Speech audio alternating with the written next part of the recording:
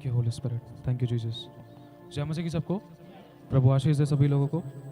एक प्रार्थना में चलेंगे। पवित्र आत्मा जी, हम आपको धन्यवाद करते हैं मास्टर। आप बोलिए खुदाबंद Yeshu Masih, welcome you Lord. Please Holy Spirit आप काम कीजिए। नहीं आता खुदावन, आप करने वाले, आप बतलाने वाले, आप सिखाने वाले। हम आपसे और आप ही के द्वारा और आप ही के लिए हैं खुदावन। आप नहीं चाहते कुछ नहीं हो सकता। आपके हाथों में समर्पित करते हैं खुदावन। मेरे होठों को अपनी वेदी की आग से पवित्र करे, अपनी आग का अंगारा मेरी जुबान पर रख के अपने लोगों से बोले और बातचीत करे खुदावन। यीशु मसीह के नाम में मांगते हैं, आमीन। जय मसीह की सभी को। प्रभु बहुत आशीष आप सभी लोगों को। जिसको नींद आ रही है हल्का से एक बार आंख पे उंगली मार ले। हाँ, जरूरी है। लिखा है यूहन्ना की पत्री में 19 अध्याय, उसकी अगर हम पढ़ते हैं 27 आयत में, तब उसने चेले, एक मिनट भेजे है ना, मैं पढ़ता हूँ, शुक्रिया, गॉड ब्लेस यू। तब उसने चेले से कहा, यहां पर इसको अगर हम पहले से ही पढ़ते हैं, चलो। जब यीशु ने अपनी माता और उस चेले को जिससे वह प्रेम रखता था, यहां पर यीशु मसीह क्रूस पर लटके हुए हैं। यीशु मसीह ने अपनी माता से कहा, और अब एक चेला था यीशु मसीह का, यूहन्ना, जिसने वो यूहन्ना प्रेरित है और जिसने प्रकाशित वाक्य लिखा है। एक वो यूहन्ना था और एक मरियम थी। तो वहां पर अगर हम पढ़ते हैं इस विषय में, जब यीशु ने अपनी माता और उस चेले को जिससे वह प्रेम रखता था पास खड़े देखा, तो अपनी माता से कहा, हे नारी देख, यह तेरा पुत्र है। यीशु मसीह क्रूस पर लटके हुए हैं। यीशु मसीह ने मरियम को देखा, यूहन्ना को देखा। अब मरियम को देख रहा है, यीशु मसीह रो रहा है आंसू में, और दुख हो रहा है उस बात का कि मैं अपनी माँ से अब दूर हो रहा हूँ। एक रिलेशन था जो वो कट रहा है, वो टूट रहा है। अब एक टाइम आ जाएगा कि मैं मर जाऊंगा, मतलब मैं अपने प्राणों को पिता के हाथों में सौंपूंगा और फिर मुझे गाड़ दिया जाएगा, मैं सदा के लिए मरियम से अलग हो जाऊंगा शारीरिक रूप में। लेकिन उसको इस बात का भी दुख था। लेकिन यीशु मसीह ने उस चीज़ को देखा और यूहन्ना को देखा। 12 चेलों में से सिर्फ एक यूहन्ना ऐसा व्यक्ति था जिससे यीशु मसीह बहुत ज़्यादा प्रेम करता था। यीशु मसीह ने यूहन्ना से कहा, यूहन्ना देख, ये तेरी माँ है, और मरियम ये तेरा पुत्र है। मतलब ऑन द स्पॉट एक रिलेशन बनाया यीशु मसीह ने। रिलेशन का मतलब कौन कौन जानता है? जागो, ये रिलेशन का मतलब कौन कौन जानता है? रिलेशनशिप का मतलब है एक संबंध, है ना। पति पत्नी का हो सकता है, माँ बेटे का हो सकता है, फैमिलीज का हो सकता है, परिवार का हो सकता है, आप भाई भाई का हो सकता है। मेरा एक अच्छा रिश्ता है कमल भाई के साथ, अच्छा रिश्ता हमारे अगो के साथ, आप लोगों के साथ एक रिश्ता, ठीक है। हिंदी में समझेंगे रिश्ता, इंग्लिश में रिलेशनशिप, ठीक है। तो अगर हम इस बात को पढ़ते हैं, यीशु मसीह क्रूस पर लटके हुए थे। यीशु मसीह ने मरियम से कहा, ये तेरा पुत्र है, और यूहन्ना से कहा, ये तेरी माता है। यूहन्ना ने कभी मरियम को अपनी माँ नहीं कहा जब तक यीशु ने उन दोनों को एक रिलेशनशिप में नहीं बनाया। ध्यान रखना इस बात का। जैसे ही यीशु मसीह ने कहा ये तेरी माँ है, उस दिन से यूहन्ना ने, लिखा है, यूहन्ना उसको अपने घर लेकर चला गया। इतना घनिष्ठ संबंध उसने उसी समय से कायम करना शुरू कर दिया जैसे कि यीशु का पिता के साथ था। क्योंकि यूहन्ना ने इस बात को सीखा था कि यीशु का रिश्ता पिता के साथ कितना घनिष्ठ है। यीशु चलता है तो वो बोलता है मैं अपने आप से कुछ नहीं करता। यीशु जब प्रचार करता है तो बोलता है कि मैं अपने आप से कुछ नहीं बोलता। यीशु जब चमत्कार करता है तो बोलता है मैं अपने आप से कुछ नहीं करता, क्योंकि जो मैं पिता को करते हुए देखता हूँ वही मैं करता हूँ।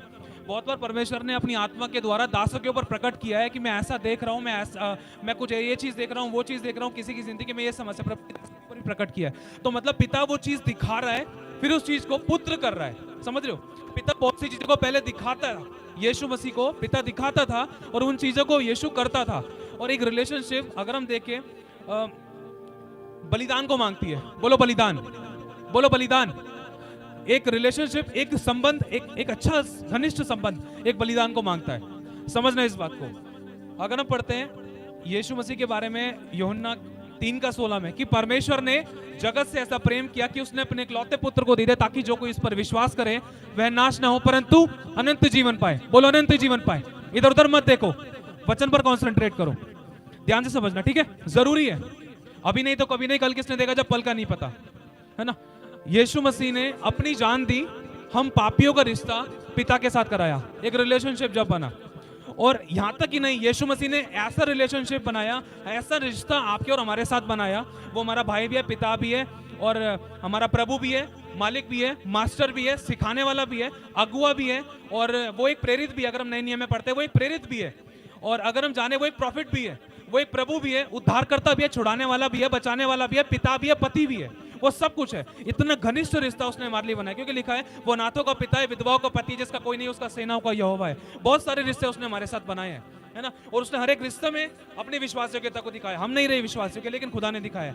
जब यीशु ने अपनी जान दी, उसने एक रिश्ता शारीरिक रूप में भी एक मन एक आत्मा किया। माँ और बेटे को एक मन कर दिया, बेटा आज से तेरी माँ है, माँ ये तेरा बेटा है। और अगर हम देखें, जब यीशु ने अपनी प्राण त्याग दिए, प्राण त्यागने से पहले यीशु मसीह ने कहा था कि मैं पिता के पास जाता हूँ, वहां पिता के पास जाऊंगा, मेरा वहां जाना तुम्हारे लिए जरूरी है, और जब तक मैं पिता के पास ना जाऊं तब तक वहां से तुम्हारे लिए कोई सहायक नहीं आएगा। और यीशु ने कहा था कि मैं तुम्हें कभी अनाथ ना छोड़ूंगा, मैं तुम्हारे पास आता हूं। उस रिश्ते को कायम करने के लिए यीशु ने कहा था मैं तो चला जाऊंगा लेकिन आत्मा को भेजूंगा। आमीन। उस आत्मा, जब यीशु गया तो पवित्र आत्मा को खुदावंद ने आपके और मेरे हृदय में बसाया। लिखा है परमेश्वर का प्रेम पवित्र आत्मा के द्वारा हम सभी के हृदय में भेजा गया है, डाला गया है। आमीन। उस रिश्ते को यीशु मसीह ने खत्म नहीं होने दिया, खुद क्रूस पर कुर्बान हो गया। लिखा सनातन आत्मा ने उसको जिलाया, जब वो मर के जी उठा उसके बाद लोगों को दिखाई दिया, स्वर्ग में उठा लिया गया। यीशु के लोगों ने उसका इंतजार किया और वेट किया, पवित्र आत्मा उतरा और पवित्र आत्मा ने हम सभी के हृदय में अपना घर बना लिया। आमीन। अगर हम देखते हैं इस रिलेशनशिप के बारे में, पुराने नियम में अगर हम पढ़ते हैं, एक रिलेशनशिप, एक रिश्ता जो खुदावन आज भी चाहता है, नए नियम के अंदर भी चाहता है। बोलो प्रभु मुझसे एक अच्छा रिश्ता चाहता है। बोलो प्रभु तू मुझसे एक अच्छा रिश्ता चाहता है। आमीन। पुराने नियम के अंदर उत्पत्ति की पुस्तक, उसका पहला अध्याय, दूसरा अध्याय, तीसरा अध्याय कहीं ना कहीं हमें बहुत सारी क्रिएशन के बारे में बताता है। क्रिएशन मतलब सर्जना, बनाना, क्रिएट करना। और आगे चलकर अगर हम देखते हैं, परमेश्वर ने आदम और हवा को सृजा, क्योंकि स्वर्ग में परमेश्वर की स्तुति और तारीफ महिमा करने वाला सिर्फ एक ही स्वर्गदूत था जो गाइड करता था, जो मेन था, जो प्रधान था, उसका नाम लूसीफर था। अब लूसीफर धरती पर गिरा दिया गया, धरती बेडलो सुनसान होगी। उसके बाद परमेश्वर ने रिक्रिएट किया। खुदा ने कहा स्वर्ग में मेरी आराधना नहीं होती, धरती पर मेरी आराधना लोग करेंगे। खुदा ने आपको और मुझे सृजा, क्योंकि लिखा है परमेश्वर ने आपको और मुझे अपनी महिमा के लिए सृजा है। परमेश्वर ने शैतान को जवाब दिया। शैतान ने कहा कि तू, मैं तेरी आराधना नहीं करूंगा, कौन करेगा? परमेश्वर ने आपको और मुझे बनाया, क्रिएट किया, फूका हमारे अंदर अपने आत्मा को, और सनातन आत्मा, खुदावन सनातन आत्मा हमारे अंदर वास किया। क्योंकि परमेश्वर ने जब आदम और हवा को सृजा, लिखा है परमेश्वर ने आदम के अंदर अपने उसके नथनों में श्वास फूका। श्वास को अगर हम गहराई में जाते हैं, आत्मा भी है, वो मतलब और भी बहुत सारी चीजें, अगर ज्यादा गहराई में जाएंगे तो वो एक जीवन भी है, आत्मा भी है, और परमेश्वर ने अपनी रूह को उसके अंदर फूक दिया। अगर हम देखते हैं कि यीशु परमेश्वर पिता पुराने नियम में आदम और हवा के पास बात करने के लिए आता था, मिलने के लिए आता था, एक रिश्ता था वो, समझ रहे हो? वो रिश्ता खुदा आज आपसे और मुझसे चाहता है। लिखा है यिर्मयाह 33:3 में, तू मुझसे प्रार्थना कर, मैं तेरी सुनकर तुझे कठिन कठिन बातें बताऊंगा जिन्हें तू अभी नहीं समझता। मान लो मैं आपसे फोन पर बात कर रहा हूँ, दीदी मेरे को ना एक जोड़ी जूते चाहिए और एक जोड़ी सूट चाहिए। भैया एक जोड़ी जूते चाहिए, दीदी एक जोड़ी सूट चाहिए। अब आप मुझे दे दो कि मैंने आपसे बोल दिया, इतने में मैंने फोन काट दिया, तो मैं आपकी सुनूंगा नहीं ना। यही चीज हम करते हैं, हम इंतजार नहीं करते हैं, धीरज नहीं धरते हैं। दाऊद ने कहा था परमेश्वर मैं तेरी बाट जोहूंगा, इंतजार करूंगा, मैं तेरा इंतजार करूंगा कि तू मुझसे क्या। हबक्कुक ने कहा था परमेश्वर मैं गुम्मट पर चढ़ जाऊंगा और वहां पर मैं ठहरा रहूंगा कि यहोवा मुझसे क्या कहेगा। आज हम लोगों की जिंदगी में बहुत सारी समस्याएं होती हैं, उन पर हम जय इसलिए नहीं पा पाते क्योंकि यिर्मयाह 33:3 पूरा नहीं होता, ये वचन पूरा नहीं होता। हम अपनी कहकर आमीन कहकर सो जाते हैं या बिजी हो जाते हैं, लेकिन जब खुदा बोलने को आता है तब हमारे कान बंद हो जाते हैं। समझ रहे हो आप लोग? हम आमीन कहकर हमें धीरज धरना है, हम रिलेशनशिप कायम नहीं करते, हम अपनी बोलकर बस अपने आप को बस अपनी बोलकर सेटिस्फाई करके कि हाँ प्रभु हो गया, आमीन आमीन आमीन। खुदा बोलने का बेटा सुन, बेटा सुन सुन, बोलेगा तो उसी को जो सुनेगा। परमेश्वर के नबी थे, सुनने के लिए परमेश्वर के लोग खुदावंत के पास जाते थे। मूसा छावनी में जाता था, मूसा तंबू में जाता था, मूसा पहाड़ी पर जाता था। आज रिलेशनशिप नहीं हम लोगों के पास। आमीन, समझ रहे आप लोग? हालेलुया। अगर हम देखते हैं आदम और हवा से जब पाप हुआ, शैतान को परमेश्वर की रचना से नफरत हुई कि ये लोग तेरी आराधना कैसे कर रहे हैं, अब इन्हीं को मैं गिराऊंगा। किस बात में गिराऊंगा? ये खुद गिरेंगे, बस मैं तो एक इनके सामने एक रोटी परोसूंगा, जो रोटी उसने यीशु के सामने परोसी थी। आज वो आपके हमारे सामने रोटी परोसता है। कई बार हमें भूख लगती है और वही चीज परोसता है, समझ रहे आप लोग? जिसकी इस समय हमें जरूरत है वो चीज कई बार हमारे सामने परोसता है। लेकिन अगर हम पुराने नियम में पढ़ते हैं, उत्पत्ति के टाइम पे आदम और हवा के सामने शैतान ने उस चीज को परोसा, क्योंकि जो चीज वो थी वो एक फल था, वो फल एक आज्ञा थी, वो पेड़ एक आज्ञा थी जिसके विषय में खुदा ने मना किया था, तो उसको छूना भी मत, खाने की बात तो दूर है। और शैतान ने उसको फल खिला दिया और फल खाने के बाद वो रिश्ता टूट गया। खुदावन आया उसके पास, खुदा ने उसको मौका दिया, डायरेक्टली आकर उसको श्राप नहीं दिया, डायरेक्टली आकर उनको दंड नहीं दिया। खुदावन ने पूछा आदम तू कहाँ है? समझ रहे हो? खुदा ने पूछा आदम तू कहाँ है? स्वर्ग और पृथ्वी का बनाने वाला परमेश्वर, जो हमारे अंत को आदि से जानता है, शुरुआत से ही हमारे अंत को पता है जिसको, तो उसको क्या ये नहीं पता था कि आदम ने पाप कर दिया? उसको पता था, लेकिन वो चाहता था कि मेरा बेटा कन्फेस करे, पाप का अंगीकार करे, माफी मांगे मेरे आगे। परमेश्वर ने कहा, दोबारा से एक क्वेश्चन पूछा, क्या तूने वो फल खाया? प्रभु ने एक और क्वेश्चन पूछा कि क्या पता बेटा, तू मुझे बता दे, अगर तू बोल देगा मैं तुझे दंड नहीं दूंगा, क्योंकि मैं सच्चा न्यायी परमेश्वर हूं। मैं स्वर्गदूतों के सामने, शैतान के सामने और अपनी रचना के सामने मैं झूठा न्याय नहीं बनना चाहता। मैं तुझे बिना मतलब का फेवर नहीं करना चाहता, मैं सच्चा न्याय करना चाहता हूँ। मैं तुझे मौका भी दे रहा हूँ, मैं इसलिए तुझे पूछ रहा हूँ, बात को थोड़ा घुमा रहा हूँ। तू एक बार बेटा मुझे बता दे कि तूने वो फल खाया है। उसने सीधा दोष लगा दिया, और वही दोषारोपण की आत्मा आगे चलकर काम करती गई। पिता का रिश्ता टूट गया। खुदावन ने कहा, मैं मनुष्य को बनाकर पछताया। समझ रहे आप लोग? आज खुदावन बहुत बार, अगर यिर्मयाह की पुस्तक पढ़ते हैं, खुदा का आत्मा रोता है। अगर होशे के बारे में जानते हैं, खुदा का रूह रोता है। आज भी यीशु रोता है। क्यों रोता है? अभी भी क्रूस पर 12 से लेकर 3 तक का शायद समय था, पता नहीं 9 से लेकर 3 तक का समय था, वो रो रहा था। जैसे खुदा के अभिषेक ने बताया, यीशु रो रहा था, बोल नहीं पा रहा था, उसका गला हिल रहा था। हन्ना के समान वो प्रार्थना नहीं कर पा रहा था, लेकिन गला हिल रहा था। कई बार हम रोते हैं, बिलखते हैं, गिलगुलाते हैं, हमारे गले हिलते हैं, लेकिन खुदा वो आंसू हमारी प्रार्थना के समान उसके कुप्पियों में जाते हैं। आमीन। समझ रहे आप लोग? अगर हम देखते हैं, यीशु मसीह ने इतना घनिष्ठ रिश्ता पिता के साथ जो कायम किया था ना, वो आज तक हम नहीं कर पाए, लेकिन खुदा चाहता है आज वो रिश्ता हम कायम करें। अगर हम आगे चलते हैं अब्राहम के विषय में, अब्राहम तक वादे पहुंचे, लेकिन आगे पीछे उत्पत्ति के बाद अगर हम देखते हैं नूह को, पिता ने सोचा आदम और हवा ने तो गलती कर दी थी, अब पता नहीं कोई आगे मिलेगा या नहीं मिलेगा। देखते हैं, देखा परमेश्वर ने, प्रभु ने मौका दिया, नूह को देखा, और आगे चलकर कई सारे परमेश्वर के लोगों को देखा। खुदावन आज बहुत से लोगों को बहुत कुछ इसलिए नहीं देता है क्योंकि बहुत बार है ना, उसका दिल दुखा है, परमेश्वर का रूह पछताया है। समझ रहे आप लोग? समझ रहे आप लोग? किस किस को समझ में आ रहा है? कौन जाग रहा है? हालेलुया। जरूरी है। खुदावन ने देखा कि कौन है, वो देख रहा है, उसकी आंखें दृष्टि ढूंढ रही हैं कि कौन मेरी दृष्टि में विश्वास योग्य है, किसके ऊपर अपनी आत्मा सामर्थ्य को प्रकट करूं, किसके द्वारा मैं लोगों को बचाने के लिए अपनी योजना को बनाऊं। समझ रहे हो? परमेश्वर बात करना चाहता है, वो रिश्ता बनाना चाहता है, एक रिलेशनशिप चाहता है। वो रिश्ता ढूंढ रहा था कि किससे मैं बात कर सकूं, किसके साथ मैं समय बिता सकूं, क्योंकि जो समय परमेश्वर ने आदम और हवा के साथ बिताया था, उस बात को सिर्फ एक व्यक्ति ने पकड़ा, हनोक ने उस बात सोचता था, उस समय को याद करता था, वो बात करता था अपने पूर्वजों से, कैसा था यहोवा, कैसे आता था, कैसे बात करता था, कैसे तुमसे पूछता था। अभी भी हो सकता है इस पाप से, अभी तो पाप कुछ भी नहीं है, खतरनाक पाप तो हनोक के टाइम पे था। कितना खतरनाक पाप था, बहुत गंदा पाप था, बहुत बुरा पाप था, जो हम सोच भी नहीं सकते। बहुत से लोगों तो सुना भी नहीं होगा, पशुओं को लेकर, जीव जंतुओं को लेकर, वस्तुओं को लेकर, बहुत सारी चीजों को लेकर, व्यभिचार से संबंधित। उस समय, उस पाप से भरे हुए संसार के अंदर, उस कंडीशन में, ऐसी परिस्थितियों में, इतनी खतरनाक सिचुएशंस के अंदर हनोक ने वो रिश्ता पिता के साथ कायम किया। आमीन। और परमेश्वर को उसका वो रिश्ता भाया। और अगर हम आगे पढ़ते हैं, हे यूहन्ना देख, ये तेरी माता है, मरियम ये तेरा पुत्र है, लिखा है। वो यूहन्ना मरियम को लेकर चला जाता है और परमेश्वर हनोक को लेकर चला गया।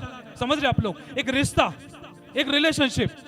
आज हमारे पास समय नहीं है खुदा से बात करने के लिए। आगे चलते हैं, परमेश्वर ने देखा कि कोई और मिलेगा, हनोक को तो मैंने ले लिया, लेकिन कोई और मिलेगा जो उन लोगों को बचाएगा। नूह पे भरोसा किया, आगे चलकर वो उससे पाप हो गया, वो गिर गया। परमेश्वर ने भरोसा किया, खुदा को धोखा मिला। आगे चलकर खुदा ने अब्राहम पर भरोसा किया, अब्राहम तू मेरा सच्चा प्रिय मित्र है, मैं तुझ पर भरोसा रखता हूं, उस देश में चला जा जो मैं तुझे दिखाऊंगा। आगे चलकर वो उसका विश्वास कमजोर पड़ गया। परमेश्वर ने प्रतिज्ञा दी थी उसको कि देख मैं तेरे द्वारा ऐसे काम करूंगा, लेकिन उसकी जिंदगी में शैतान ने उसकी पत्नी के द्वारा काम किया था। समझ रहे आप लोग? उसकी वाइफ के द्वारा काम किया था। कैसे? उसकी स्त्री के मन में डाल दिया था कि तू दासी के साथ पुत्र कर ले। और अब्राहम को जो प्रतिज्ञा दी थी, उस प्रतिज्ञा के अंदर अब्राहम परमेश्वर के प्रति कमजोर हो गया। और अब्राहम से इस गलती के कारण यहोवा ने 13 साल तक बात नहीं करी थी। आज खुदावन हमसे कितनी गलती हो जाती है, खुदा क्यों बात नहीं करता है? आज बहुत से लोगों से परमेश्वर बात नहीं कर रहा है, बहुत से दासों से बात नहीं कर रहा है, बहुत से कलीसिया के अभिषिक्तों से, विश्वासियों से, लोगों से बात नहीं कर रहा है। कितने भी उपवास रख रहे हैं हम, परमेश्वर का दर्शन, उसकी आवाज आज दुर्लभ हो गई है, हम सुनना नहीं चाह रहे हैं आज हम लोग। अगर हम देखते हैं, अब्राहम को इस गलती का एहसास हुआ। जो ब्लेसिंग उसको 75वीं साल में मिल जानी चाहिए थी, वो ब्लेसिंग उसको 100वें साल के अंदर आकर मिली। वो 100वें साल में आने से पहले उसने अपनी गलती को पहले ही 13 साल पहले ही रिपेंट कर लिया था। प्रभु मुझसे गलती हो गई, मैंने तेरे कहे अनुसार नहीं किया। खुदा बाप ने उसको दोबारा मौका दिया। अब्राहम सुन, यदि तू मुझसे प्रेम करता है मुझे बलिदान चाहिए, अगर तू चाहता है कि तेरा रिश्ता मेरे साथ अच्छा हो मुझे बलिदान चाहिए, अब तू प्रूफ करके दिखाएगा। अब्राहम को खुदा बाप ने बोला, अब्राहम जा उस मोरिया के उस पहाड़ पर चढ़ा जा जो मैं तुझे दिखाऊंगा। और अब्राहम उस पहाड़ी पर जा रहा था। अगर आप और मैं अब्राहम की जगह होते ना, अब्राहम को लगे थे 3 दिन। अगर आप और मैं अब्राहम की जगह होते, अगर हम परमेश्वर मुझसे बोलता या हमसे बोलता कि अपने बेटे को बलिदान कर दे, अपने प्रॉपर्टी के पेपर इधर कर दे, मतलब चर्च में दे दे, ये कर दे वो कर दे, उदाहरण के तौर पर समझना, हमारे मन में हजारों विचार आ सकते थे। लेकिन अब्राहम के पास 3 दिन थे। शैतान ने पूरी सुइयां चुभई थी उसके मनों के अंदर चढ़ते चढ़ते। समझ रहे हो? ये वही सेम सिचुएशन है जो यीशु मसीह के साथ गोलगोता की पहाड़ी पर हुआ था। जिस तरीके से अब्राहम अपने बेटे को पहाड़ी पर चढ़ रहा था, उसी समय परमेश्वर यीशु को लेकर पहाड़ी पर चढ़ रहा था, उसको सामर्थ प्रदान कर रहा था। जिस प्रकार से अब्राहम ने लकड़ी का गट्ठा अपने बेटे के कंधे पर डाल दिया, उसी प्रकार से यीशु मसीह के कंधे पर उस पाप के बोझ, उस लकड़ी के क्रूस को जो हमें उठाना था, वो यीशु के कंधे पर लाद दिया, रिलेशनशिप के खातिर। समझ रहे आप लोग? यहां पर पिता है नहीं, यहां पिता है, यहां यीशु है, या पवित्र आत्मा है। यहां पिता है, यहां यीशु, या पवित्र आत्मा है। ध्यान से समझना। अब्राहम बाप है। अब्राहम चुप था, शांत था। उसके दिल में बाप की धन दौलत क्या होती है? उसके बच्चे होते हैं। बच्चे के बारे में सोच नहीं रहा था, क्योंकि बच्चे को खुद नहीं पता था कि होने क्या वाला है। बच्चे ने बोला, पापा मेमना कहाँ है? पापा चुप था, बार बार बोल रहा, पापा मेमना कहाँ है? यही सेम चीज जब आदम और हवा के टाइम पर पाप किया था, उस समय स्वर्ग के तीसरे स्वर्ग में, समझ रहे आप लोग, उस समय पिता, पुत्र, पवित्र आत्मा ने, इन तीनों ने एक तरीके से एक टेबल के ऊपर बैठे, मतलब समझना इसको रेवलेशन तौर पर, आमने सामने बैठे। ये चुप थे, पूरा स्वर्ग शांत था, क्योंकि स्तुति ऊपर भी रुक चुकी थी, नीचे भी रुक चुकी थी। पिता शांत था। प्रभु ने कहा, मैं तुम्हारे कारण गुप्त में बैठकर रोऊंगा। वो रोया। यीशु कह रहा, क्या हुआ पापा, क्या हुआ, ऐसा क्या हुआ? पापा बोलना। चुप था, अब्राहम चुप था, उसको पता था आगे क्या होने वाला है। यीशु चुप, यीशु बोलना, पापा बोलना, पापा बोलना, क्या हुआ, बोलना पापा, क्या हो गया? पापा ने कहा, आदम और हवा ने पाप कर दिया, मैंने उनको अपने प्यार, मैंने उन पे घमंड किया था, भरोसा किया था, लेकिन उन्होंने शैतान की बात मान ली और मेरी बात को नो कर दिया। कोई बात नहीं पापा, तू सर्वशक्तिमान है, तू सब कर सकता है, तू क्रिएटर है, सब कुछ तेरे हाथ में है पिता। पापा ने कहा, बेटा मैं सच्चा न्यायी हूं, मैं सच्चा न्यायी हूं। अगर मैं उनकी गलती होने के बाद भी अगर मैं उनको डांटू ना, तो स्वर्गदूत और ये जो वस्तुएं, ये सब मेरी निंदा कर सकते हैं, और ये मैं नहीं चाहता। मैं सच्चा न्यायी हूं। उसने गलती करी है, पाप की मजदूरी मृत्यु है। समझ रहे हो? प्रभु चाहता तो आदम और हवा को दोबारा से बना सकता था, लेकिन नहीं। स्वर्गदूत और शैतान क्या कहता, जो पहले से ही पृथ्वी पर था जब उसको गिरा दिया गया था। समझ रहे आप लोग? यीशु ने कहा, पिता कोई तो रास्ता होगा, बोलना। जिस तरीके से इसहाक अपने बाप अब्राहम से कह रहा था, पापा बताना, बताना वो मेमना कहां है, वो मेमना कहां है? पापा चुप था, पापा चुप था। यीशु बोल रहा बार बार, पापा बोलना, पापा बोलना, तुम मुझसे प्यार करता है ना, बोलना बोलना। ये पिता की आंखों में आंसू थे, चुप था। तुरंत पापा ने बोल दिया, वो तू है। समझ रहे आप लोग? तुरंत बाप ने बोल दिया, वो तू है। जिस प्रकार से अब्राहम ने अपने बेटे को वेदी पर रख दिया, उस समय यीशु चुप हो गया। पापा बोल रहा है, बेटा तू चुप क्यों है? चुप। यीशु चुप हो गया, शांत हो गया। लिखा है, जैसे अगर हम यशायाह 53 की पुस्तक में पढ़ते हैं, लिखा है यीशु मसीह जैसे बैल कसाई खाने में जाता है, चुपचाप खड़ा रहता है, उसी प्रकार से चुप हो गया। क्योंकि ये आया जो उसने आखिरी में बोला, या प्रभु के कौन सा वचन था कि हे मेरे परमेश्वर, हे मेरे परमेश्वर, तूने मुझे क्यों छोड़ दिया? एक बाप नहीं चाहता था कि मेरे पिता से मैं दूर रहूं। समझ रहे हो? सबसे बात था कि जिस पर मैं भरोसा रखता हूं, जिस पर मैं विश्वास करता हूं, वो अपने यशायाह की पुस्तक के वचन के अनुसार मुझसे अपना मुंह रखेगा, भजन की पुस्तक के अनुसार वो मेरे को छोड़ देगा। ये भविष्यवाणी यीशु ने पूरी की थी, और यीशु को इस बात का दुख था, पिता क्या मुझे जाना पड़ेगा? पापा ने कहा, मैं यशायाह को भेजूंगा, वो जाएगा। एक कुंवारी गर्भवती होगी, उसको मैं बोलूंगा, वो लिखेगा। मैं मूसा को बोलूंगा, मूसा लिखेगा। मूसा बोलेगा, मुझसे एक नबी खड़ा करेगा। मैं यशायाह को बोलूंगा, जकरिया को बोलूंगा, मैं यीशु तुझे जाना पड़ेगा। हालेलुया। एक रिश्ता, क्योंकि मेरे लोगों का रिश्ता मुझसे टूट गया है, उसको जोड़ने के लिए तुझे उस खाई में उतरना पड़ेगा, तुझे अधोलोक की तह तक जाना पड़ेगा। हालेलुया। समझ रहे आप लोग? हालेलुया। यीशु चुप था। यीशु ने कहा कैसे होगा, एक सही समय आएगा। 400 साल तक यहोवा ने किसी से बात नहीं करी, मलाकी से लेकर मत्ती तक किसी से बात नहीं करी। दुर्लभ था उसका दर्शन। लोग चिल्लाते थे, छातियां पीटते थे, उदास थे कि मसीहा को भेज, हे यहोवा मसीहा को भेज, कोई तो हमें छुड़ाए बचाए। लोगों को भूखे शेरों की मानों में डाल दिया जाता था, कपड़े फाड़ दिए जाते थे, खाली नोच ली जाती थी, इतना खतरनाक सता था। पर लेकिन परमेश्वर का वचन कहता है, अगर हम इजराइलियों के विषय में पढ़ते हैं, मूसा की व्यवस्था के विषय में, मूसा के टाइम पर जो हुआ था, परमेश्वर ने कहा मैं तुम्हारे दुखों को देखकर अपने स्वर्ग को झुकाकर उतर आया हूं। तो परमेश्वर अपनी योजना को मरियम के पेट के अंदर उतारा, आमीन, ताकि आपका और मेरा रिश्ता घनिष्ठ बने। बस थोड़ा हल्का सा और कुछ कहना चाहता खुदा करूं आपसे, समझना, जो रिश्ता आपका और मेरा टूट चुका था, हम चर्च आते हैं, प्रार्थना करते हैं, वचन पढ़ते हैं, अच्छा लगता है खुदा को, लेकिन जो खुदा चाहता है वो नहीं कर रहे हम लोग। समझ रहे आप लोग? एक रिलेशनशिप नए नियम के अंदर पढ़ते हैं, पुराने नियम से शुरू करते हैं। परमेश्वर ने हनोक से कहा था, परमेश्वर ने अब्राहम से कहा था, अब्राहम पहाड़ी पर चढ़ जा। पहाड़ी पर चढ़ने का मतलब है रिश्ता संबंध कर, मेरे साथ रिश्ता कायम कर, मेरे से बात कर, मुझे बेटा चाहिए, मुझे एक ऐसा सच्चा आराधक चाहिए, सच्चा वर्शिपर चाहिए, ताकि वो शैतान की निंदा कर सके। शैतान को सबसे ज्यादा दुख तब होता है जब परमेश्वर की हम लोग आत्मा और सच्चाई से आराधना करते हैं, क्योंकि शैतान को इस बात का घमंड था कि मेरे अलावा कौन करेगा तेरी आराधना। समझ रहे आप लोग? ऐसे कामों को हमें करना है। खुदा आज ऐसे नबियों को, ऐसे अभिषिक्तों को, ऐसे विश्वासी को ढूंढ रहा है कि कौन शैतान को शर्मिंदा करे अपने कामों के द्वारा, परमेश्वर की आराधना करने के द्वारा, आमीन। परमेश्वर ने मूसा से कहा, मूसा पहाड़ी पर चढ़ जा। मूसा टेंशन, चिंता, परेशानियों के साथ चढ़ा था, कोई समझ नहीं आ रहा, कोई रास्ता नजर नहीं आ रहा। अब्राहम टेंशन, चिंता, परेशानी के साथ चढ़ा था, मेरे को मेरे बेटे को बलिदान करना है, कोई रास्ता नजर नहीं आ रहा, कोई उम्मीद नहीं दिखाई दी, करे तो करे क्या। आप भी अपनी समस्या, परेशानी, तकलीफों को लेकर खुदा के पास जाओ, प्रभु के साथ बैठो, क्योंकि वो ऑलरेडी कमरे के अंदर है। क्योंकि प्रभु ने मत्ती की पुस्तक में कहा है, अपने पिता से जो तुझे गुप्त में है जा, दरवाजे को अंदर से बंद कर। बाप पहले से ही अंदर में है, वो इंतजार कर रहा है, वो वेट कर रहा है। हालेलुया। होता क्या है, परमेश्वर ने मूसा से कहा, परमेश्वर ने आगे चलकर यहोशू से कहा, परमेश्वर ने आगे चलकर एलिया से कहा, एलिया ने उस रिश्ते को कायम किया। जैसे यूहन्ना मरियम को लेकर चला गया, वैसे यहोवा यीशु एलिया को लेकर चला गया। क्योंकि एलिया के विषय में यह लिखा है कि यहोवा जिसके सम्मुख में उपस्थित रहता हूं, उसके जीवन की शपथ, मेरे बिना कहे कभी मैं नहीं बढ़ सका। मतलब यहोवा की उपस्थिति में एलिया सदा रहता था। आज हमारे पास वो उपस्थिति नहीं है, कोई प्रेजेंस नहीं है, कोई मसा नहीं है, कोई सामर्थ नहीं है, कोई अभिषेक नहीं है। कहने का मतलब एक रिश्ता नहीं है।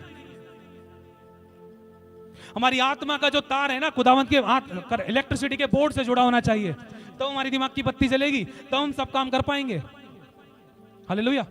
अगर हम देखते आगे चलकर, दानियेल ने खुदावंत के साथ रिश्ता कायम किया, वो पहाड़ी पर गया, वो 3 टाइम प्रार्थना करता था। पहाड़ी पर चढ़ने का मतलब ये नहीं कि सब कुछ छोड़कर आप पहाड़ी पर चढ़े जाओ, नहीं। पहाड़ी पर चढ़ने का मतलब है अपनी दुखों, समस्या, घटी, बीमारी, परेशानी में आप खुदा के लिए समय निकालो, अपनी प्रार्थनाओं में परमेश्वर के साथ समय बिताओ, उपवास में आओ, प्रभु के साथ बैठो। तू मुझसे क्या कहना चाहता है खुदावन, तू मुझसे क्या कहना चाहता है, मैं तेरे लिए क्या कर सकता हूं।